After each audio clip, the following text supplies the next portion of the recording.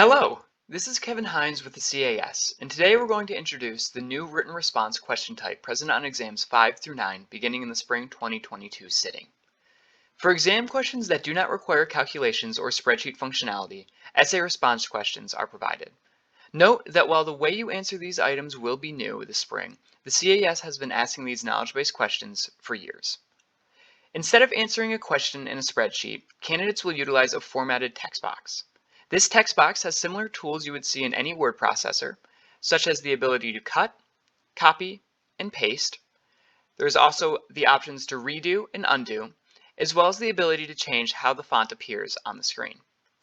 Candidates can also use these buttons to create a list, bulleted or numbered, which are common in these types of questions.